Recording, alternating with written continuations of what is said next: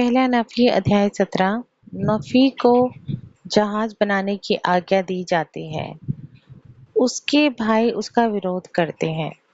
Israel के साथ परमेश्वर के कार्यों के इतिहास को बताकर वह उन्हें उपदेश देता है।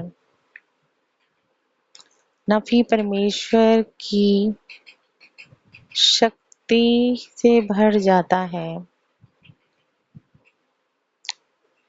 उसके भाइयों को उसे छूने से मना किया जाता है, वरना वे सूखे सरकंडे के समान नष्ट हो जाएंगे। लगभग 592 से 591 ईसा पूर्व। और ऐसा हुआ कि हमने निर्जन प्रदेश में फिर से अपनी यात्रा की और इस समय के बाद हमने लगभग पूर्व दिशा की ओर यात्रा की और हमने यात्रा की कि निर्जन प्रदेश में बहुत कष्टों को पार किया और हमारी स्त्रियों ने निर्जन प्रदेश में बच्चों को जन्म दिया और प्रभु की आशीषें हमारे ऊपर इतनी महान थी कि निर्जन प्रदेश में रहने के दौरान हम कच्चे मांस पर गुजारा करते थे। हमारी स्त्रियों ने अपने बच्चों को बहुतायत से दूध पिलाया था और सशक्त थीं। हाँ, प्रभु के समान, और उन्होंने अपनी यात्रा बिना बड़बड़ाए शुरू की।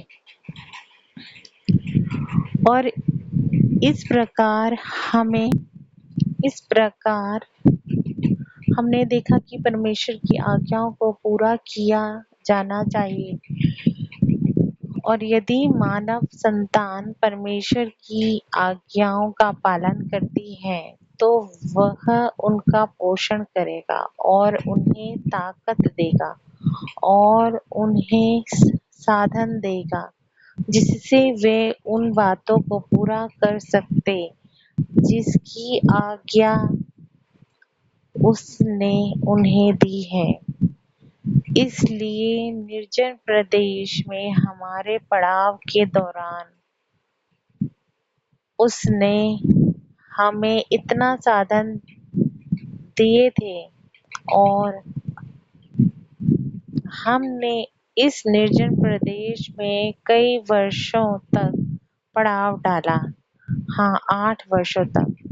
और हम इस भूमि पर पहुंचे जिसे हमने संपन्न प्रदेश कहा था, क्योंकि यहाँ तक बहुत फल और जंगली शहद भी थी और ये सब वस्तुएं प्रभु ने तैयार की थी ताकि हम नष्ट ना हो।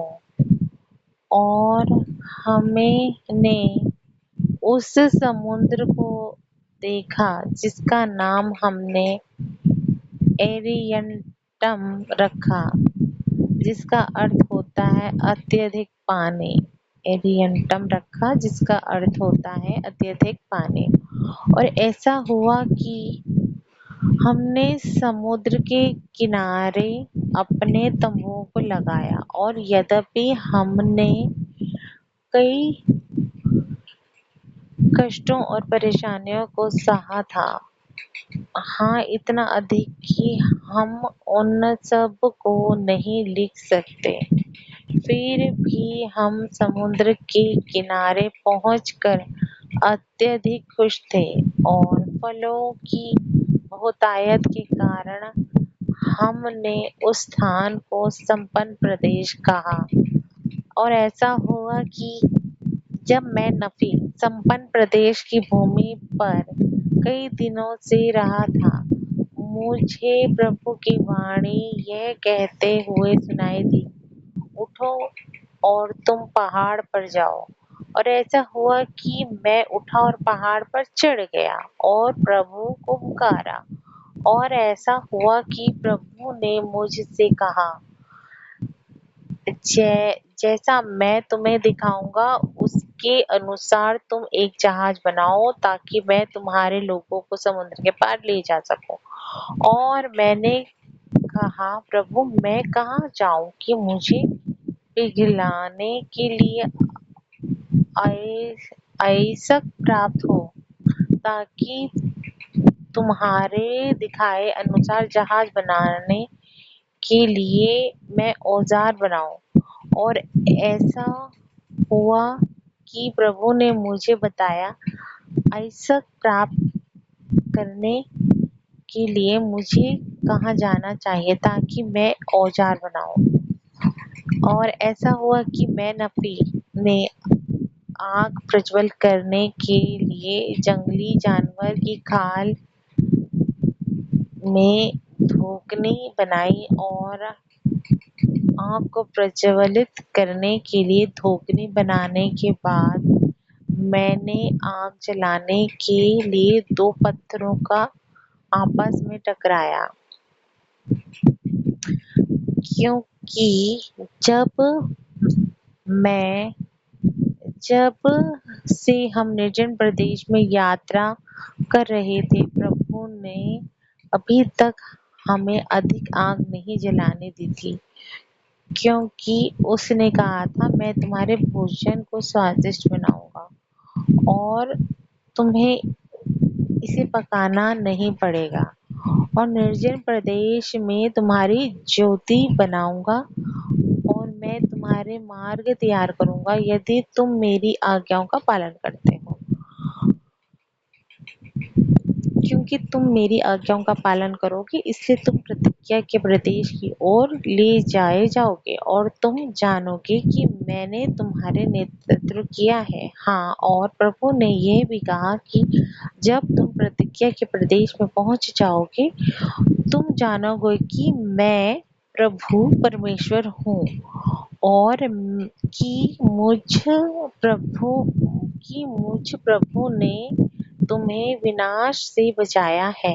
हाँ, कि मैं तुम्हें यरूशलेम की भूमि से निकाल कर लाया था। इसलिए मैं नफी ने प्रभु की आज्ञाओं का पालन करने का प्रयास किया, और मैंने अपने भाइयों को विश्वसनीयता और परिश्रम के उपदेश दिए थे। और ऐसा हुआ कि मैंने अयस्क और औजार बनाए, जिसे मैंने चट्टान से गलाया था। और जब मेरे भाइयों ने देखा कि मैं जहाज बनाने लगा हूँ, वे मेरे विरुद्ध यह कहकर बड़बड़ाने लगे, हमारा भाई पागल है, क्योंकि वह सोचता है कि वह जहाज बना सकता है, और हाँ, वह यह भी सोचता है कि इस महासमुद्र को पार कर सकता है। और इस प्रकार मेरे भाई ने मेरे विरुद्ध शिकायत की और चाहते थे कि वे मेहनत ना करें, क्योंकि उन्हें विश्वास नहीं था कि मैं जहाज बना सकता हूँ, और न ही उन्हें विश्वास था कि मुझे प्रभु ने निर्देश दिया था। और अब ऐसा हुआ कि मैं नफी उनके हृदयों को कठोरता के कारण अत्यधिक दुखी हो गया था। और अब जब उन्होंने देखा कि मैं दुखी होने लगा हूँ, वे अपने हृदय में खुश थे।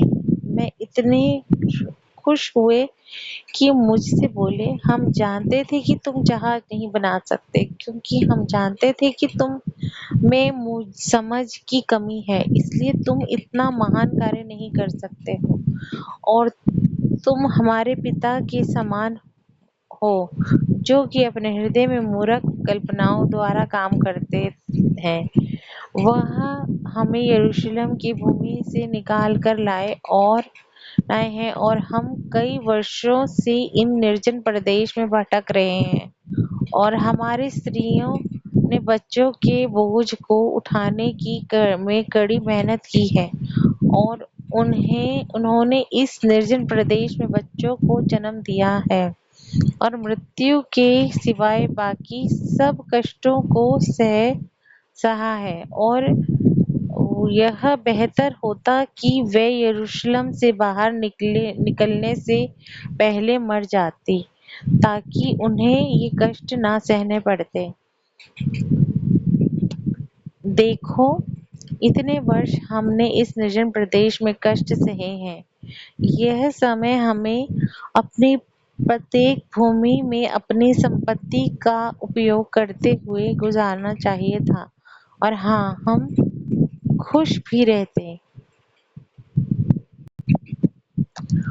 और हम जानते हैं कि जो लोग यरूशलेम में थे वे धर्मी लोग थे, क्योंकि मूसा की व्यवस्था के अनुसार वे के प्रभु नियमों और निर्देशों और उसकी सभी आज्ञाओं का पालन करते थे। इसलिए हम जानते हैं कि वे धर्मी लोग हैं और हमारे पिता ने उनका आकलन किया और हमें निकाल लाए, क्योंकि हमें उनकी बातों को माना और हाँ, हमारा भाई उनके समान है। और इस तरह की भाषा का प्रयोग करते हुए मेरे भाई हमारे विरुद्ध बड़बड़ाते और शिकायत करते थे। और ऐसा हुआ कि नफी ने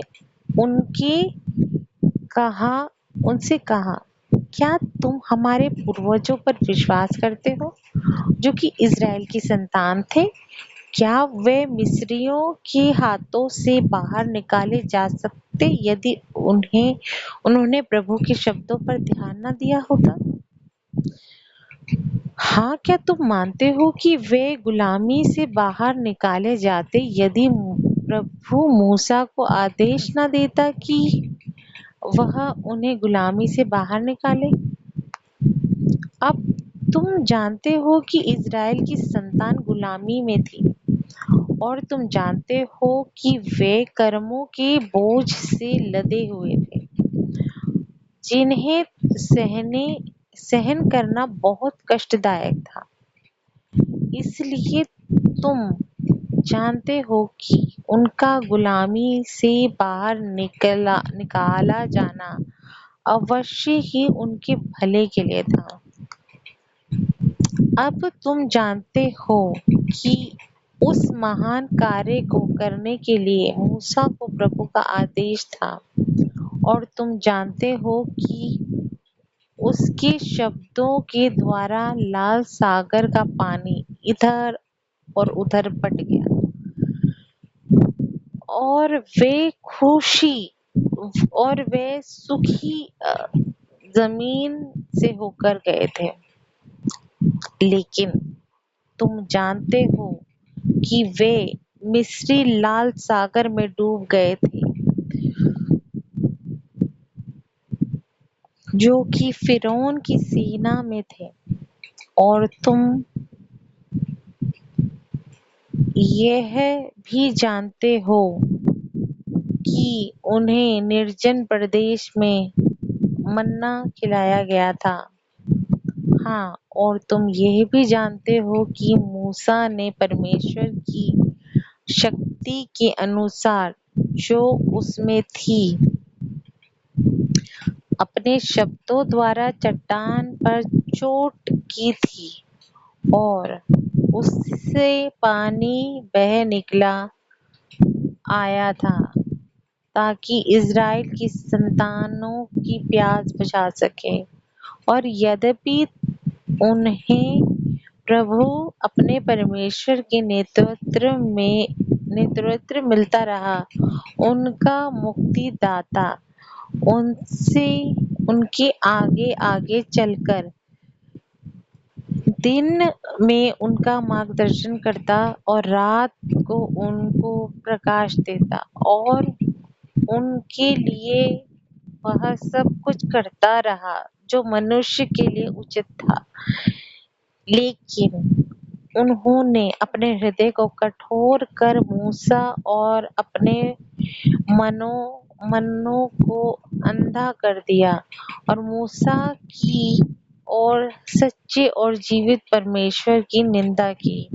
और ऐसा हुआ कि अपने वचन के अनुसार उसने उनको नष्ट किया और अपने वचन के अनुसार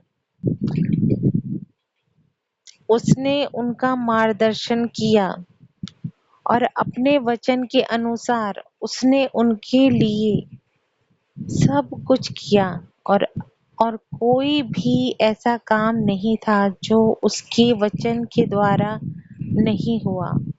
और जब उन्होंने यरदन नदी पार कर ली तो उसने उनको बहुत शक्तिशाली बना दिया। हाँ, इतना शक्तिशाली कि उन्होंने उस प्रदेश के लोगों को तितर-बितर करके नष्ट कर दिया। और अब क्या तुम मानते हो कि इस प्रदेश के लोग जो प्रतिज्ञा के प्रदेश में थे, जो परमेश्वर पूर्वजों द्वारा बाहर निकाल दिए गए थे, क्या तुम मानते हो कि वे धर्मी थे? देखो, मैं तुमसे कहता हूँ नहीं। क्या तुम मानते हो कि हमारे पूर्वजों के पास उनसे अधिक चुनाव होते यदि वे धर्मी होते? मैं तुमसे कहता हूँ नहीं। देखो, प्रभु सब मनुष्यों को एक समान महत्व देता है। जो धर्मी है वह परमेश्वर को अधिक प्रिय होता है। लेकिन देखो, इन्हीं लोगों ने परमेश्वर के प्रत्येक वचन को अस्वीकार कर दिया और वे अधर्म में बढ़ते चले गए और परमेश्वर का संपूर्ण क्रोध उन पर भड़का और प्रभु ने उनके कारण उस प्रदेश को श्रापित किया और हमारे पूर्वजों के लिए इससे आशीषित किया। हाँ, उसने उन्हें श्राप देकर नष्ट किया और उसने हमारे पूर्वजों को इसका अधिकार देकर इसे उनके लिए आशीषित किया। देखो, प्रभु ने पृथ्वी की सृष्टि की ताकि यह आबाद हो सके और उसने अपने बच्चों की रचना की ताकि वे इसे अधिकार प्राप्त करें। और वह एक धर्मी राष्ट्र को खड़ा करता है और दुष्ट के राष्ट्रों को नष्ट करता है और वह धर्मी को मूल्यवान देशों में ले जाता है और दुष्ट को वह नष्ट करता और उनके कारण उस प्रदेश को श्रापित करता।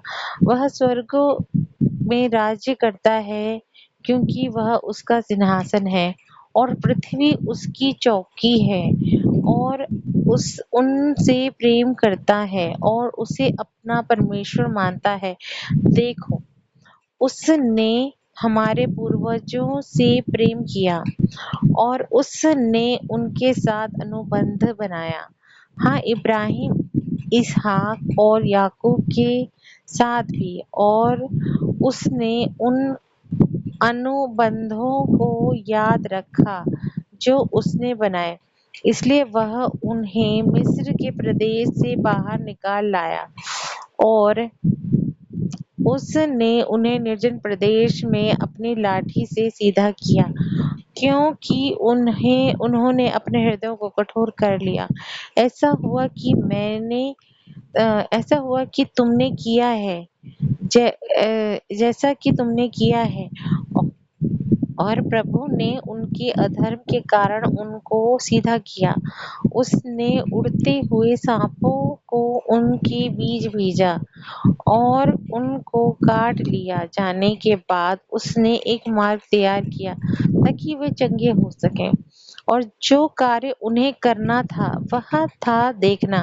और इस मार्ग की सहजता के कारण ये या इसकी सरलता के कारण बहुत से थे जो नष्ट हो गए, और उन्होंने समय समय पर अपने हृदय को कठोर कर लिया, और उन्होंने मूसा की और परमेश्वर की भी निंदा की। और फिर भी वह, तुम जानते हो कि वे मन उसकी अतुल्य शक्ति द्वारा प्रतिज्ञा के प्रदेश में लाए गए। और अब इन सब बातों के बाद समय आ गया कि वे दुष्ट हो गए हैं, हाँ बहुत अधिक। और मैं नहीं जानता, लेकिन वे शीघ्र ही नष्ट किए जाने वाले हैं, क्योंकि मैं जानता हूँ कि वह दिन अवश्य आएगा कि वे नष्ट किए जाएंगे, केवल कुछ को छोड़कर जो गुलाम बना लिए जाएंगे। इसलिए प्रभु ने मेरे पिता को आदेश दिया था कि वह निर्जन प्रदेश में चले जाएं, और यहूदी भी उनकी जान लेना चाहते थे। और हाँ, तुम भी उसकी जान लेना चाहते हो, इसलिए तुम अपने हृदयों में हत्यारे हो और तुम उनके समान हो। तुम अधर्म करने में तेज, लेकिन प्रभु अपने परमेश्वर को याद करने में धीमे हो। तुमने स्वर्गदूत को देखा है और उसने तुमसे बात की है। हाँ, तुमने समय समय पर उसकी वाणी को सुना है, और उसने तुमसे धीमी स्थिर आवाज में बातें की हैं। लेकिन तुम इतने संवेदनहीन हो गए थे कि तुम उसके शब्दों को ना सुन सके।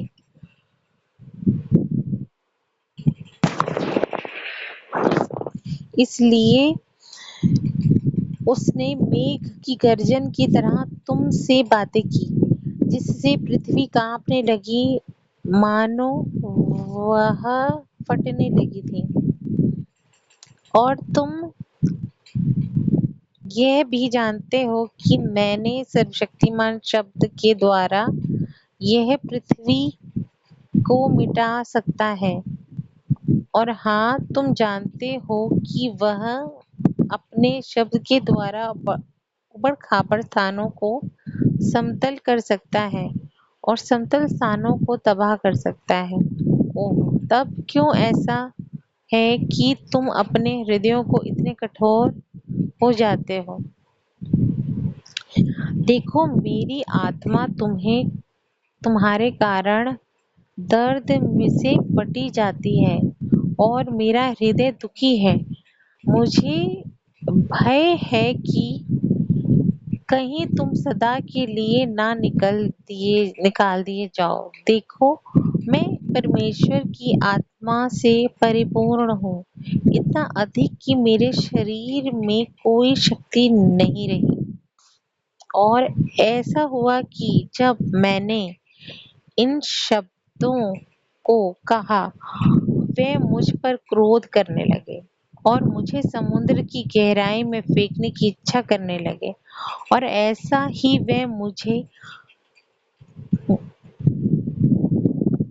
साथ लगाने के लिए आगे बढ़े। मैंने उनसे कहा, सर्वशक्तिमान परमेश्वर के नाम में मैं तुम्हें आदेश देता हूँ कि तुम मुझे छूना नहीं, क्योंकि मैं परमेश्वर की शक्ति से परिपूर्ण हूँ। मेरा संपूर्ण शरीर उसके प्रभावित है, और जो कोई मुझे हाथ लगाएगा सूखे सरकंडे के समान नष्ट हो जाएगा। और वह परमेश्वर की शक्ति के सामने कुछ नहीं, क्योंकि परमेश्वर उसे दंड देगा।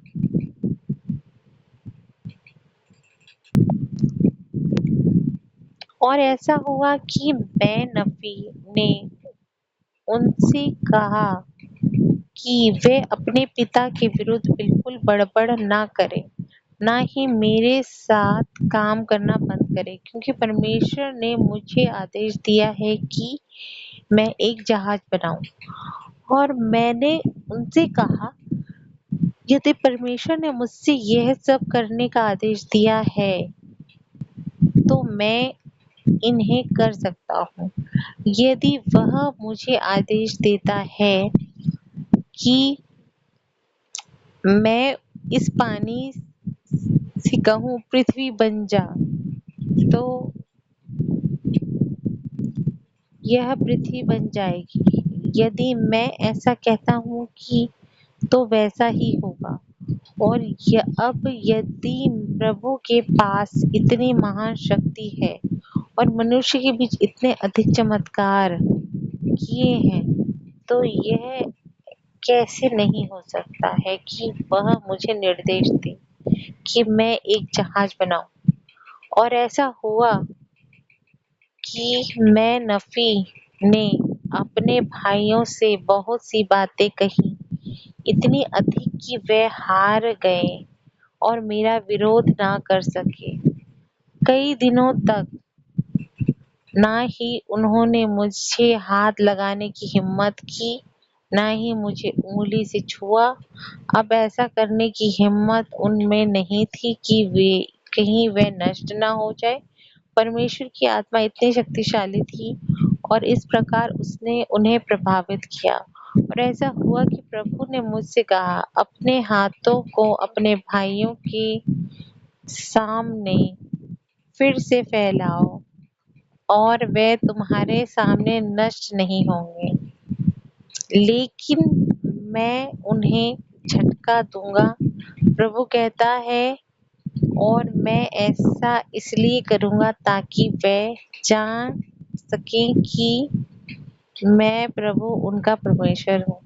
और ऐसा हुआ कि मैंने अपने हाथों को अपने भाइयों के सामने फैलाया और वे मेरे सामने नष्ट नहीं हुए, लेकिन प्रभु ने उन्हें हिला दिया जैसा कि उसने कहा था। और अब उन्होंने कहा, मैं निश्चित रूप से जानता हूँ कि प्रभु तुम्हारे साथ है, क्योंकि यह प्रभु की शक्ति है जिसने हमें हिलाया। और वे सामने गिर गए और मेरी उपासना करने वाले थे, लेकिन मैंने उनसे यह कहा कहते हुए ऐसा नहीं करने दिया। मैं तुम्हारा भाई हूँ, हाँ, तुम्हारा छोटा भाई। इसलिए प्रभु अपने परमेश्वर की उपासना करो और अपने पिता और अपनी माता का आदर करो, ताकि तुम्हारे दिन इस प्रदेश में लंबे हो सके जिसे प्रभु तुम्हारा परमेश्वर तुम्हें देता है। आमीन। ये प्रभु की वाणी है।